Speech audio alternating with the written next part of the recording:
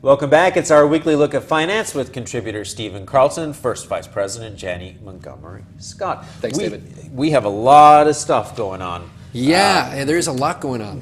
Today. We're going to start in Saratoga County, where a feud is brewing between the County Board of Supervisors and the Economic Development Agency there, the Saratoga County Economic Development Agency, which is SEDC for short, which we'll talk about. Let me give you the background first before we get some information on that. The Saratoga County Board of Supervisors voted yesterday to stop funding to the SEDC $200,000 a year they're getting.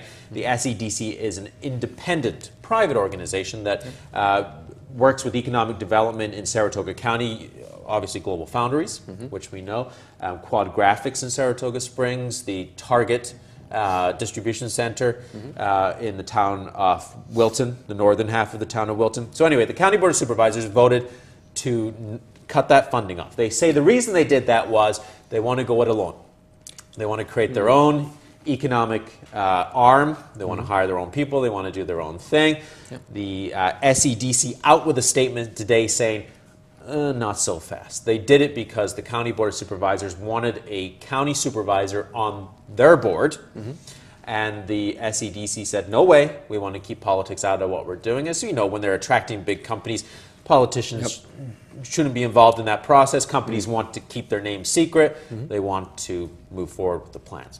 Big news, big feud. Well, you know, there's a backstory here, and you did a great job articulating, you know, what's happening right now. The SEDC is one of those organizations that not a lot of people know about directly, but they've added tens of millions of dollars in tax revenue for the city of Saratoga. They've brought in, like you were saying, 18,000 jobs to the community. There's been a very nominal investment. When you think about $200,000 a year for the city to support this organization, the return on this has been incredible. Well, you got to think $200,000, if the county wants to hire their own people, set up their own offices, then go out and attract these companies. A lot of travel's involved with that. $200,000 a year ain't going to cover it. We've got 35 years of proven track record with some incredible success stories. I think there's probably a lot of people in the community that may be scratching their head saying, why are we ending this relationship? And I know that probably a lot of folks at home don't know much about, as you said, the SEDC, the Saratoga County's involvement with them. A lot of this is going to come out, I think, in the coming weeks, because there's a little bit of a battle brewing here. In the statement that came out today from the SEDC, through Ed Louie Associates, that's their PR firm, saying, you know, when the County Board of Supervisors broke off the agreement yesterday, they didn't mention their biggest accomplishments, which were Global Foundries, Quad Graphics, you know, kind of taking some swipes at each other. There's got to be some hurt feelings with this, because there's such a great history of cooperation with these two organizations, so many great successes that you can't have 35 years of history and then break cleanly. But, you know, my hope, and I think there's a lot of people hoping the same thing, that they'll find some way to work this out. Because if it's not going to save the city money by setting up a home, or the county money, you know, why are we doing it? So I hope that there's going to be more conversation about this partnership. Yeah, and I think, you know, as we talk a lot about government getting involved in these things, sometimes it's better government's not involved in these things. Let, you know, a private entity like this that's working in a private-public partnership do the heavy lifting, do the work, and we reap the benefits of it. I agree, 100%. So keep an eye out on this. It's definitely. This is going to be a story that's going to be evolving over the coming weeks. I think there could be some back and forth on this. Talking about investment, we could be on the verge of another major announcement, just like we were with Global Foundries a few years back. We talked about this last week, Project Azalea. That's that scouting mission, I guess, right? It's a company, their name hasn't been released, looking at sites here in New York. Last week we told you that we thought it was going to go to Oregon. The governor, as I talked about earlier in the broadcast, kind of hinting he's going to make a major economic announcement soon. And he's kind of leaning towards Project Azalea.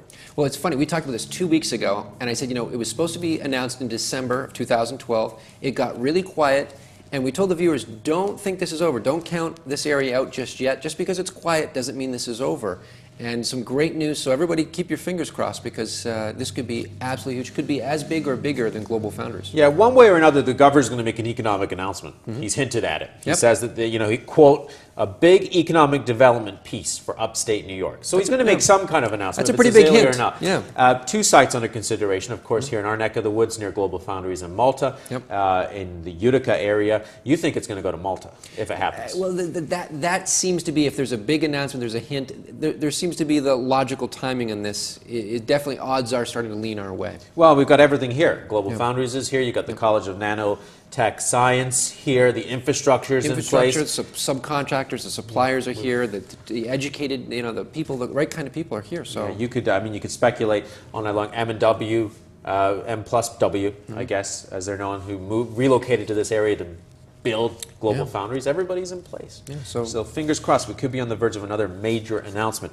It's major announcements like this that are helping us have the pick of the crop when it comes to grocery stores. Another one we've been talking about. It's like Follow-Up Thursday today. Yes. Fresh Market, making it official. They're opening a store in Saratoga Springs. Good news. I can't wait. Good news. I can't wait. Another grocery store to pick from. This one going on Route 50, Marion Ave, right by the Waterworks in Saratoga. The other store's in Latham, right? The other store's in Latham. They're I think it's a southern-based grocery store. I can't remember if it's South Carolina or North Carolina. It's one or the other.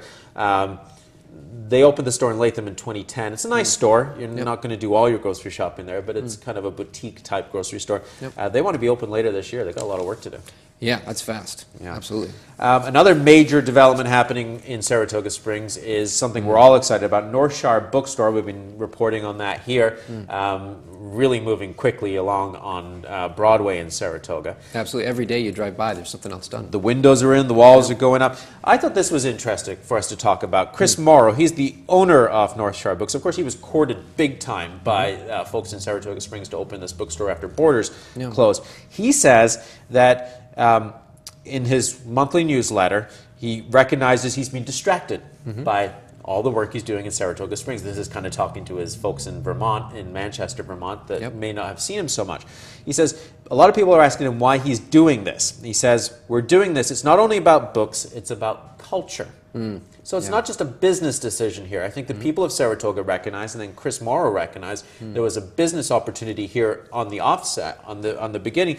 But having a bookstore in downtown Saratoga Springs is a lot more than just having a bookstore.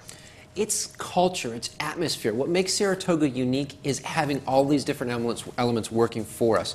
And there's a lot of key families in the community that have worked really hard to encourage this bookstore to come into our town because it's such a great fit. And when you read this letter from him, you really get the sense that he understands the value of introducing this kind of thing. Because remember, we used to go to Borders, on the weekends, get a cup of coffee, take a look at the books.